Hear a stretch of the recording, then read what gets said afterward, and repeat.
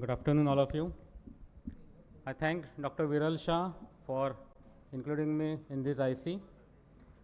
As mentioned by Dr. Viral, really, we ophthalmologists, we doctors are facing tough times medico-legally, and we all should be aware of the things going on about the laws, scenarios, and the conditions where the law is applicable and what way we should respond to the same consumer protection notice or an.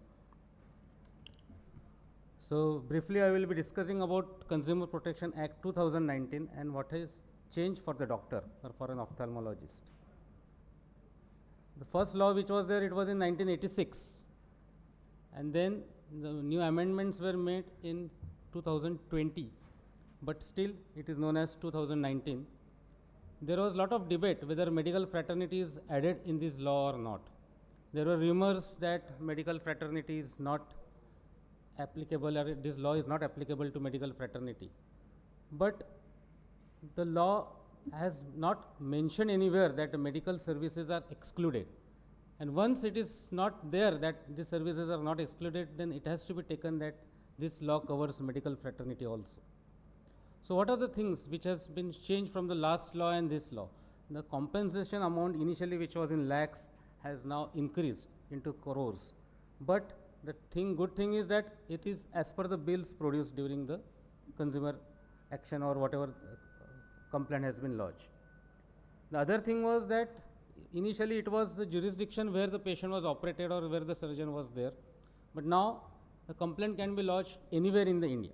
Suppose the patient is from Cochin and I am in Calcutta, the patient can lodge complaint in Cochin also. Other thing is they have provided a consumer mediation cells for this.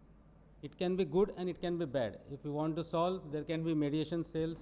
Mediations can be done by agencies, but undue advantage is been taken by the agencies. They are trying to go for compromise. So in some way or the other, doctors, as they are always a soft targets, can always fall prey to all these mediations. So we have to take it with a pinch of salt. Yeah, now this law has turned up relationship of doctors and patients. Initially there is a doctor-patient relationship, but as per the Consumer Protection Act 2019, now doctors are professionals. They come into the category of business and sellers. Whereas patient initially was a client, but now patient also comes into a buyer and a consumer. As per the law, it was thought that it will be pro-patients, definitely, but it is anti-doctor.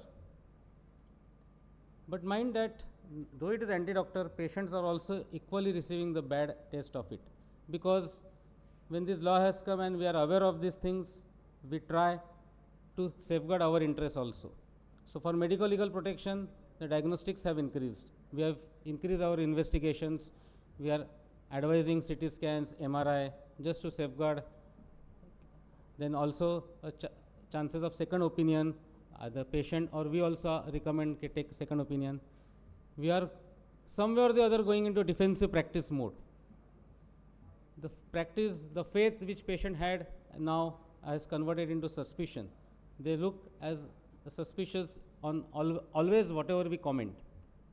So equally the patient is affected and the doctor is also affected. In this law, where is the doctor answerable? Yes, he is answerable to the medical council, to civil court, to criminal court, to consumer redressal, Janta Darbar, and this answer can be simultaneously or sequentially. So what is this act? It is a special law of civil nature with the aim of social welfare to protect consumers with following features. Initially it was proposed that there won't be any court fee, but now it is almost up to 5,000 rupees. The procedure is simple of filing, hearing and deciding. There can be a summary trial and a redressal, speedy redressal also can be there in this act. So who are the judicial members on this forum? Compulsory there has to be one female in this. It is not a court as a full force, and hence it is known as quasi-judicial. And the opinion of all the members is the order of the forum.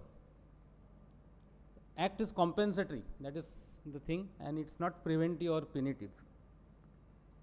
Again, it applies to all goods and services covered.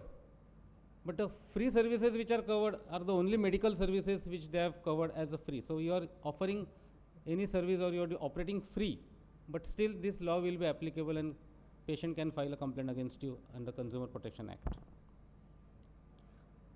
Initially, the jurisdiction was as per the compensation amount.